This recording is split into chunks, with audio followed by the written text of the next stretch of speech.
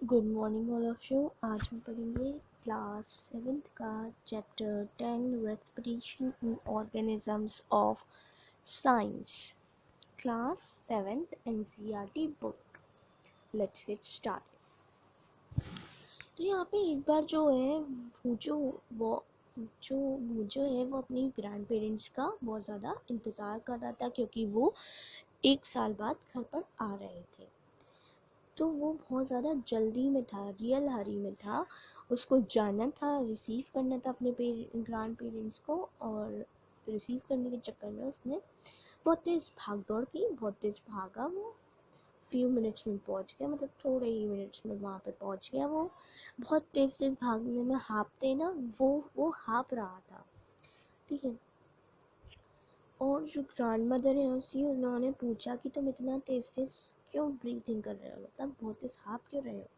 Bujo told her that he came running all the way। वो बूजो ने बता दिया कि मैं भागते हुआ आया हूँ, ये वो। लेकिन क्वेश्चन उसके अंदर, उसके माइंड के अंदर स्टक हो गया, मतलब चिपक गया कि क्यों हम रनिंग जब करते हैं तो हम बहुत तेज तेज क्यों ब्रीथिंग करने लगते हैं, है ना। यही क्वेश्चन उसके अंदर अटक गया। तो आंसर, बूजो का जो आंसर है वो आपको वाई वी ब्रीथ में आपको पता चलेगा, ठीक है। Breathing is a part of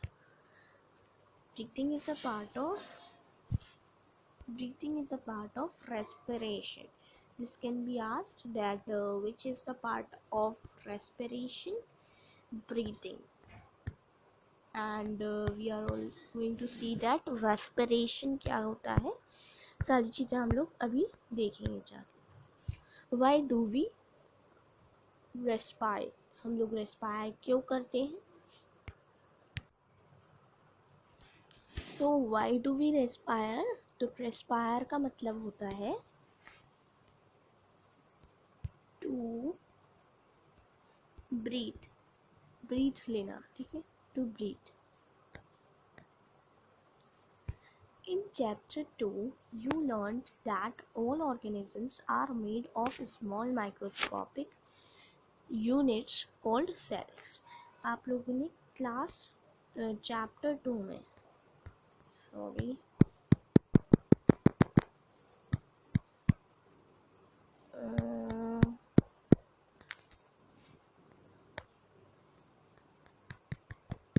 ये हट के नहीं दे रहा है यार।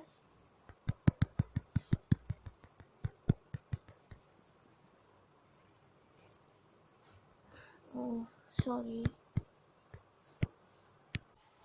आप लोगों ने चैप्टर 2 में पढ़ा था कि जो और सारे ऑर्गेनिजम्स होते हैं वो किस चीज़ के बने होते हैं?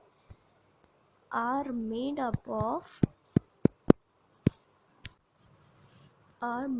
Of small microscopic units. It is very important. जो हमारा चैप्टर 2 में हमने पढ़ा था कि सारे ऑर्गेनिजम्स किस चीज़ के बने होते हैं? Small microscopic units called as cells. अब सेल्स क्या होते हैं?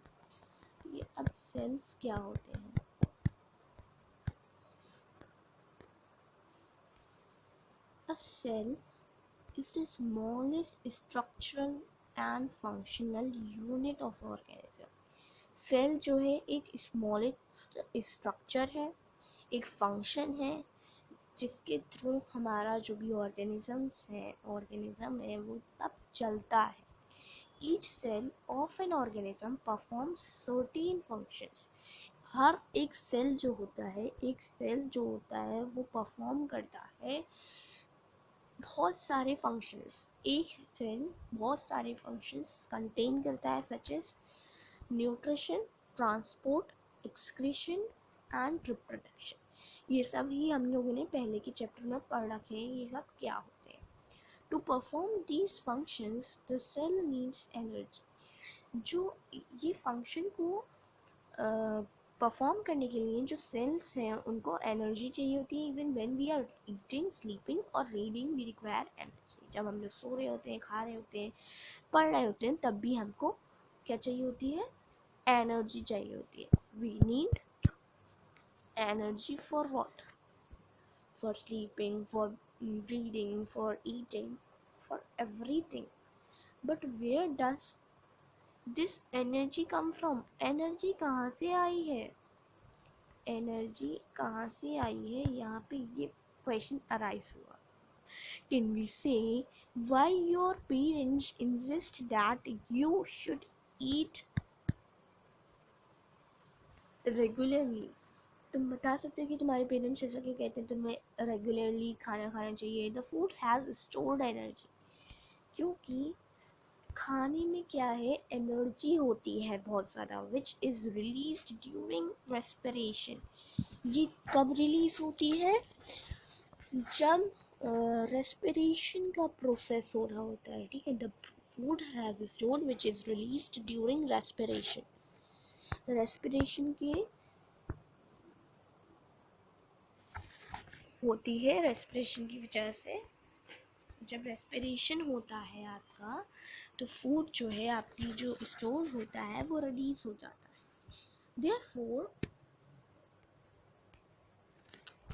therefore all living organisms respire.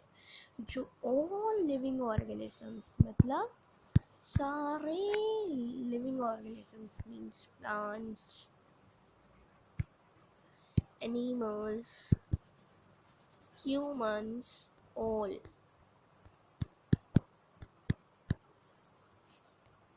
So सबको एनर्जी चाहिए होता है. During breathing we breathe in air. जब हम लोग ब्रीथ लेते हैं तब हम लोग कहाँ पे ब्रीथ लेते हैं? एयर में.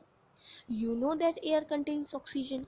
आपको मालूम है एयर जो है वो कंटेन करती है ऑक्सीजन को. We breathe out air which in carbon dioxide, जो कि रिच होती है कार्बन डाइऑक्साइड में. The air we breathe is transported to all parts of the body and ultimately to each cell.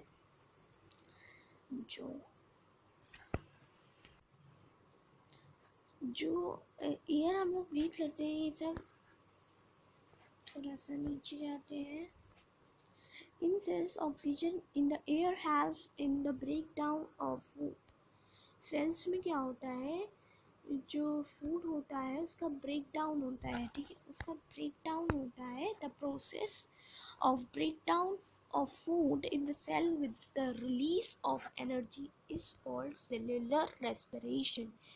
जिस प्रोसेस में आपका ब्रेकडाउन ऑफ फूड होता है, मतलब आप खाने के टुकड़े टुकड़े करते हो, उसको सेल्यूलर रेस्पिरेशन कहते हैं, जिससे आपको रिलीज एनर्जी मतलब एनर्जी मिलती है, which is known as cellular respiration. Cellular respiration takes place in the cells of the organisms.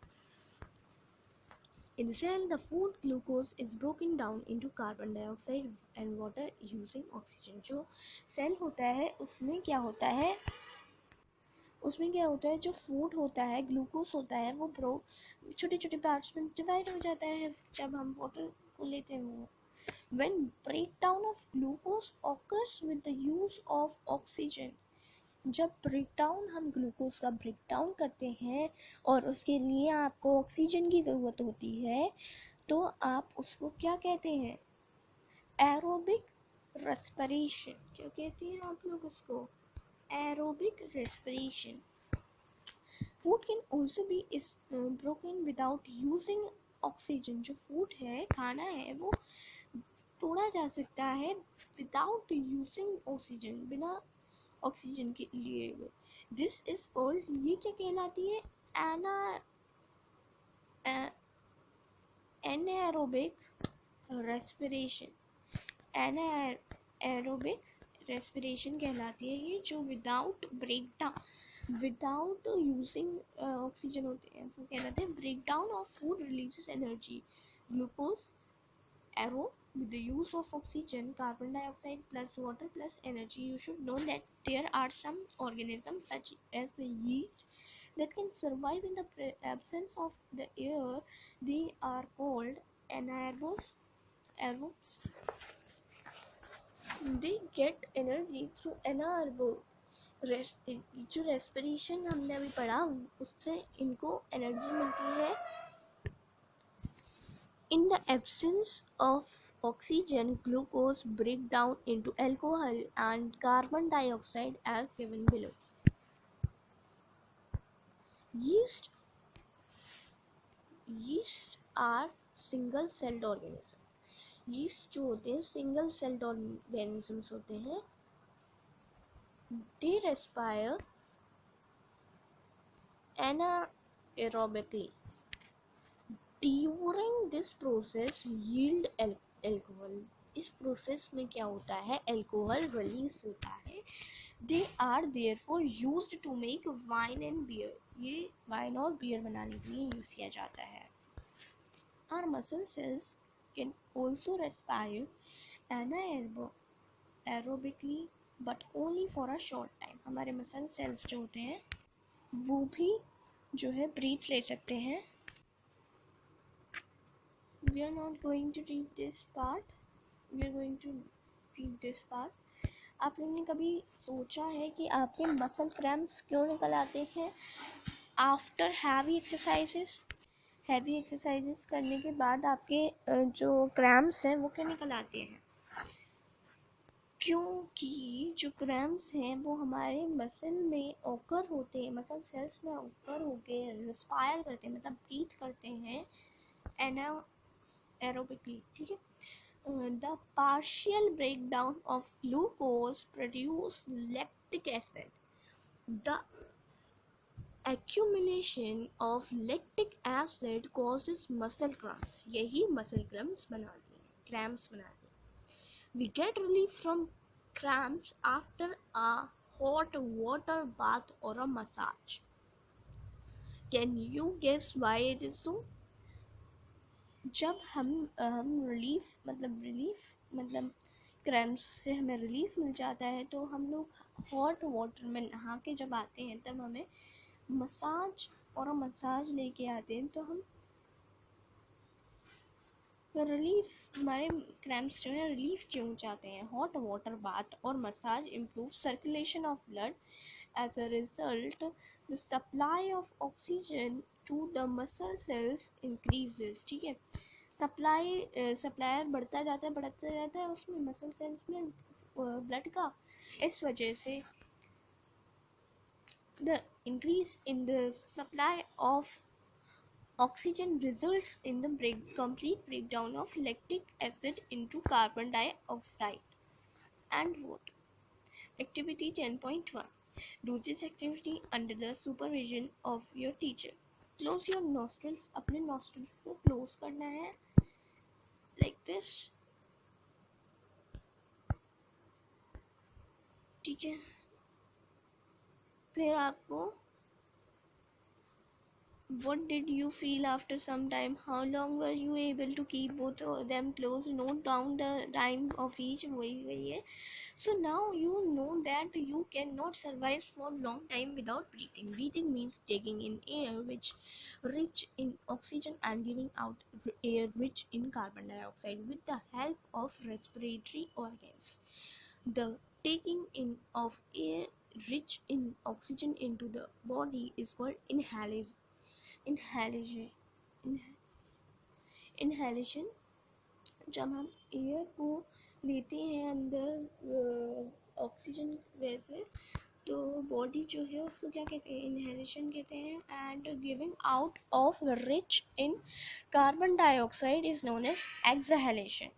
ठीक है. कार्बन डाइऑक्साइड निकालना एक्सहेलेशन कहलाता है. Exhalation it is a continuous process which goes. ये एक कंटिन्यूअस प्रोसेस होता है जो कि चलता रहता है on all the time and throughout the life of an organism. The number of times a person breathes in a minute is termed as breathing rate. जब हम लोग कितनी भी बार ब्रीथ लेते हैं उस नंबर को क्या कहा जाता है, breathing rate. During breathing, inhalation and exhalation take place alternately. अपने आप ही. A breath means one inhalation plus one exhalation would You like to find out your breathing rate? Do you want to know whether it is constant or it changes according to your body? तो इस activity को follow करो और आपको पता चल जाएगा कि आप लोग ब्रीथिंग रेट कैसे ले सकते हैं. Generally we are not aware of that we are breathing. हमें नहीं मालूम होता कि कभी कभी हम ब्रीथ कर रहे हैं. जब भी हम ट्राई करते हैं काउंट करना ब्रीथिंग को, we can't breathe in out normal. ठीक है. और हमें पता भी नहीं चलता कि कितनी बार हमने ब्रीथ कर लिया, ब्रीथ आउट कर लिया 1 मिनट में. तो हम इसको नंबर ऑफ टाइम्स गिनते रहते हैं. Now count your breathing rate, number of breaths minute. ठीक है. After brisk walk and after running.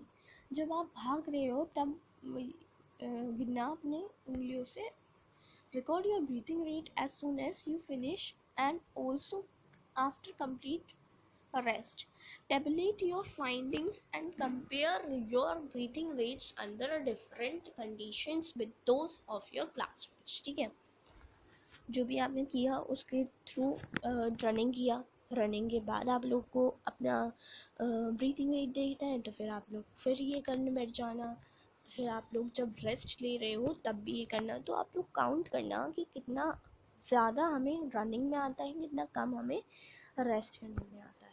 Breathing. From the above activity, you must have realized that whenever a person needs extra energy, he or she breathes faster. ऐसे ऐसे बहुत तेज energy चाहिए होती है ना, तो फिर ऐसे ही होता है. As a result, more oxygen supplied to our cells. ठीक है. On an average, an adult human being at rest breathes in and out 15 and 18 times in a minute. 15 या 18 बार 1 मिनट में उन्होंने, अडल्ट है वो बहुत ज़्यादा, ड्यूरिंग हैवी एक्सरसाइज, जब उन्होंने बहुत ज़्यादा हैवी एक्सरसाइज की वो उनका ब्रीथिंग रेट था up to 25 times per minute. While we exercise, not only do we breathe fast, we also take deep breaths and thus inhale more oxygen. It speeds up the breakdown of food and more energy is released. does 10.3 exercise करते हैं हम लोग. Okay 10.3 कर लेते हैं. जो figure 10.1 है इसमें आप लोग को दिखाया गया है कि लोग क्या क्या अलग अलग चीज़ें कर रहे हैं. ठीक है. Now read this.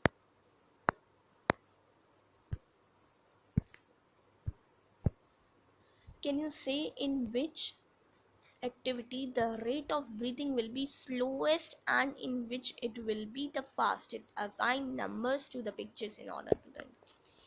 हाँ, यहाँ पे आया how do we breathe, कैसे हम breathe करते हैं. Let us now learn about the mechanism of breathing. Normally we take in air through our nostrils. जो normally हम लोग air लेते हैं, मतलब ऑक्सीजन लेते हैं, नॉस्ट्रल के थ्रू ही लेते हैं. We inhale, it passes through our nostrils into the nasal cavity. ये कहाँ जाती है? नसल कैविटी में जाती है. नस्ल होती है ना हमारी. From the nasal cavity the air reaches our lungs. Lungs तक पहुँचती है through the wind pipe. Wind pipe के थ्रू lungs are present in the chest cavity. Lungs जो है चेस्ट कैविटी में प्रेजेंट होते हैं, ये भी मालूम है आप लोग को. This cavity is surrounded by the ribs on the, ये राइब्स से सराउंडेड होता है ये कैविटी साइड से. A large muscular sheet called diaphragm forms the floor of the chest cavity. ठीक है. Breathing involves the movement of the diaphragm and the rib cage. During the inhalation, ribs move up and outwards and moves down. This movement increases space in our chest cavity. हमारे cavity में, chest cavity में जो है movement का increases होता है और जो एयर है वो रशेस हो, मतलब लंग्स में चला जाती है. The lungs get filled with air. Lungs जो है फिर वो फिल्ड हो जाते हैं एयर से. During exhalation ribs move down and inwards. ठीक है. राइब्स जो है नीचे चले जाते हैं वो फिर क्या होता है? This reduces the size of the chest cavity, ये रिड्यूस कर देता है साइज चेस्ट कैविटी का, ठीक है। और जो एयर है वो पुश हो जाती है लंग्स में, ठीक है। ये मूवमेंट्स जो हमारी बॉडी में होते हैं वो आराम से सेटल हो जाते हैं। टेक अ डीप ब्रीथ लेना, keep your palm on the abdomen, abdomen में रखना, के ऊपर रखना, feel the movement of abdomen. What do you find after having learned that during breathing there are changes in the size of the chest cavity? Children got involved in the chest expression competition, ठीक है। The air around us has various types of unwanted particles such as smoke, dust, pollens, etc. When we inhale, the particles get trapped in the air present in our नसल cavity. जब भी हम सांस लेते हैं तब हमारे जो पार्टिकल्स हैं वो ट्रैप्ड हो जाते हैं, जो हेयर प्रेजेंट होते हैं वो नसल कैविटी में ट्रैप हो जाते हैं। जब भी समटाइम्स जो भी पार्टिकल्स होते हैं वो पास कर देते हैं हेयर को इन द नसल कैविटी में, then they irritate the lining of the cavity, जो लाइनिंग होती है कैविटी की उसको भी वो इरिटेट करते हैं। As the result of which we sneeze, हम लोग छींकते हैं तो वो छींकना आपको फॉरेन पार्टिकल्स देता है, और वो आप और जो from the inhaled air and dust, take care when you sneeze, you should cover your nose वगैरह वगैरह वगैरह, ठीक है। स्मोकिंग डैमेजेस लंग्स, स्मोकिंग जो है हमें हमारे लंग्स को डैमेज करती है। Smoking also linked to cancer, it must be avoided, ठीक है। स्मोकिंग आपके कैंसर से भी जुड़ी होती है, तो फिर इसको अवॉइड करना ही अच्छी चीज़ है। Everyone was boasting that she or he should expend in the maximum. How about doing this result in the class with your classmates? तो यहाँ पे आपको ह्यूमन रेस्पिरेटरी सिस्टम दे रखा है, which I will not teach you, and today's explanation is over, part 1 is over.